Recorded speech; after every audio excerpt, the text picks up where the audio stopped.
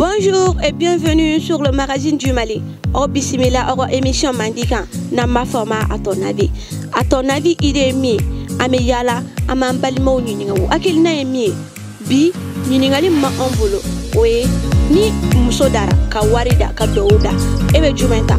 Onini, Angajegale.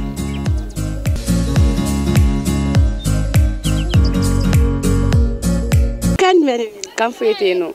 Etoronija. Neto Nana Jawara. Nana. Koke. Don. Nana. Sisan wa cheda. Ka warda. Ka douda ebe jumenta. Ne kɔni bɛ cɛ de ta. E bɛ cɛ ta mun na? Parce que cɛ duwawu fana o bɛ minɛ laharaw. Donc e ka sira tɛ diɲɛ duwawu la fo lahara ta. Awɔ lahara ta o dɔrɔn de bɛ ne intéressé. O de bɛ intéressé. Ɔ mais ni wari tɛ yen ni cɛ bɛ balo cogo di? Aw bɛ balo cogo min na. O bɛ se ka kɛ de. Kane. A b'i fɛ. A bɛ se ka cogo dɔ ɲini a bɛ se ka duwawu kɔni o tɛ bi. Ok, merci. An tile ne fa I tɔgɔ n'i jamu. An tile ne tɔgɔ Bagayogo Seydou. Ne fa ne bɛ fɛ k'i ɲininka ɲininkali dɔ la n'a tɛ k'i ma baasi. Ok, problème foyi t'a la. Ok, ne fa an ka kɛ sisan nɔ par exemple u kana wari da ka muso da ka duwawu da e bɛ jumɛn ta? Bon, moi je préfère l'argent parce que ni wari b'i bolo I bɛ muso sɔrɔ ni wari b'i bolo I bɛ duwawu sɔrɔ i y'a faamu. Bon, waritigi dangaden tɛ yen quoi i y'a faamu. Hali n'i ma duwawu ɲini I ba ɲɛnama ou bien I fa ɲɛnama n'i fa sara I bɛ duwawu sɔrɔ mais fɛn min ye danga ye danga ni duwawu mɔgɔw b'o kɛ fɛn fila de i y'a faamu. Dangaden bɛ se ka kɛ duwawuden ye dans les jours à venir hali n'a ba tɛ a fa tɛ plus a bɛ sirakati bɔ a ba somɔgɔ a ba fila minnu bɛ dugu kɔnɔ n'a bɛ ɲinɛ o la i y'a faamu wala a bɛ se ka kɛ duwawuden a bɛ se ka kɛ barikaden. Kan foyi tɛ. K'o kɛ. E tɔgɔ Woriya Tamura mais u b'a fɔ ma Iya. Iya. Ci Iya. I walawala dɔɔni sa k'e bɛ Bamakɔkura de o tɛ tiɲɛ? Bolibana de. E bɛ bolibana de ya? Oh bolibana y'a dan de. Y'a dan dɔrɔn.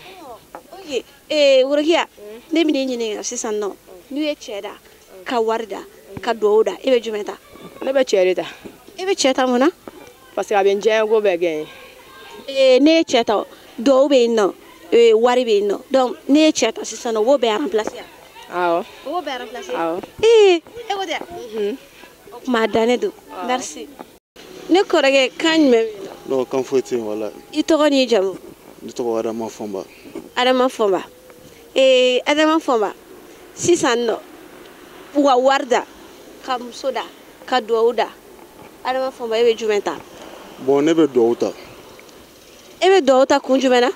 N'i y'a ta k'a lajɛ ne duwawu b'i kɔ bi e ko I tɛ nin fila bɛɛ sɔrɔ I bɛ muso sɔrɔ I bɛ wari sɔrɔ. E ko ten tɔ I b'olu sɔrɔ cogo di sisan ni duwawu b'i kɔ? Bon ne duwawu b'i kɔ duwawuden kɔni u ka fɔ la ko duwawuden bɛ sɛgɛn a tɛ malo ne duwawu b'i kɔ I bɛ se ka baara sɔrɔ bɔn baara kɔnɔna na wari bɛ na ni wari sɔrɔla muso bɛ na o kɔnɔna la quoi. E ko ko ni duwawu b'i kɔ k'i ti malo I bɛ sɛgɛn nka I ti malo mais o ni wariko bɛ ɲɔgɔn parce que n'i sɛgɛnna I ti malo mais o kɔrɔ tɛ k'i bɛ wari sɔrɔ ni duwawu b'i kɔ o kɔrɔ t'o ye. O bɛɛ y'a yɛrɛ duwawu mana k'i kɔ cogo I mana ko mana gɛlɛya cogo o cogo I bɛ baara sɔrɔ quoi. E ma ye ni baara kɔni sɔrɔ e kɔni tɛna baara kɔni kɛ fu donc tu seras obligé I bɛ wari sɔrɔ donc muso bɛ na o kɔnɔna na ni wari kɔni sɔrɔla kɔni muso bɛ furu. Tɛnɛmuso I tɔgɔ n'i jamu? Fatumata Aka Tarawele. Fatim sisan u ka wari da ka cɛ da ka duwawu da e bɛ jumɛn ta? Bon ne bɛ cɛ ta. E bɛ cɛ ta kun jumɛn na sisan? Parce que ne ɲɛ bɛ cɛ ta parce que muso bɛ laban cɛ de bolo même si hali ni fani ba dɔw ɲini ni furulen tɛ zéro de don I ma hali ni dɔw 100,000 b'i bolo ni cɛ t'i bolo zéro de don se ka I b'a partager ni jɔn ye? E bɛ wariko in bila min? Voilà bon wari secondaire ko don ni cɛ b'i fɛ a bɛ fɛn bɛɛ k'i ye. Ni wari tɛ cɛ kunna sisan n'aw bɛ dumuni kɛ cogo di? Aw bɛ balo cogo di? Bon ni wari tɛ cɛ kun a bɛ ɲɔgɔn dafa kɛ cɛ ni muso yɛrɛ ye ɲɔgɔn dafa la. Mais e ko ni e bɛ cɛ ta ne ye cɛ ta ni I somɔgɔw duwawu ɲini donc o duwawu ni I b'a partager ni cɛ tɛ muso bolo donc société la I tɛ lajɛ ça c'est vrai n sɔnn'o ma mais an kana ɲinɛ yɔrɔnin dɔ kɔ ni wari tɛ cɛ kunna an ka kɛ wari tɛ e yɛrɛ kunna a bɛ kɛ o sigi bɛ sɔn ka gɛlɛya dɔɔni dɛ. Bon n'aw bɛ ɲɔgɔn fɛ o sigi tɛ gɛlɛya Ni tɛ cɛ fɛ de n'i bɛ cɛ fɛ i tɛ nata la quoi i t'a ka fantanya niveau ye mais n'i b'a fɛ i se k'olu yɔrɔ ye mais n'i t'a fɛ i b'a fɔ ko wari tɛ nin cɛ donc n tɛ se ka k'a fɛ nin kama n'i natara ci la dɔrɔn i tɛ se ka k'a fɛ wa nɛmu quoi. c'est qu'il y a dannen don a bɛ ɲɔgɔn bolo merci. ne kɔrɔkɛ kan jumɛn. non kan foyi tɛ yen. ko bɛ kɛ. wa a ka fisa. a ka fisa a mɛ i t'a kɛ walawala o ma fisa. non an ka to wusaya n'o de ka ɲi. an bɔra Saint Valentin na sisan na i t'a kɛ an tɛ a ko in tɛ kɛ. muso t'an bolo o ye. muso t'aw bolo. ayi. ne fa ala ka muso ko nɔgɔya. amina ala ka dugawu minɛ. amina yarabi.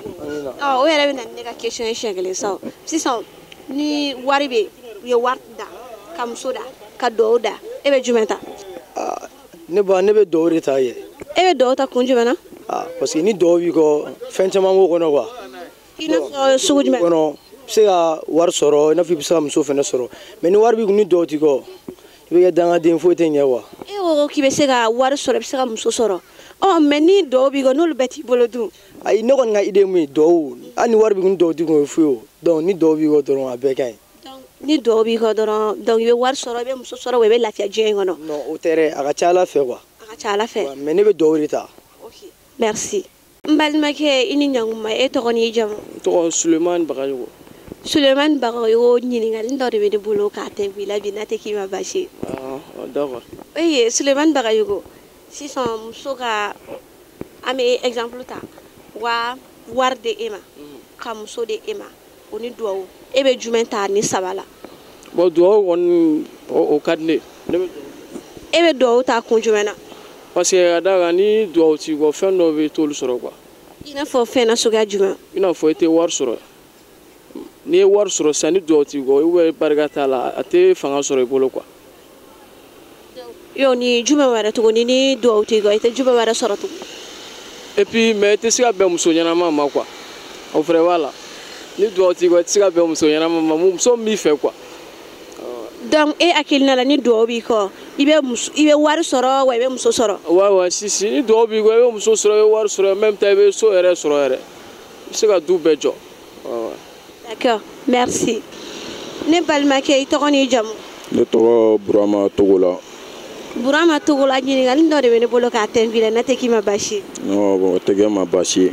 Burama sisan wari ka da muso ka da o ni dugawu ka da e bɛ jumɛn ta. bon franchement ne bɛ dugawu de ta. e bɛ dugawu ta kun jumɛn na. ne bɛ dugawu ta mun na parce que ni dugawu b'i kɔ a ka ca ala fɛ fɛn caman bɛ a bɛ nɔgɔya quoi i ma. i n'a fɔ fɛn jumɛn bɛ nɔgɔya ni dugawu b'i kɔ.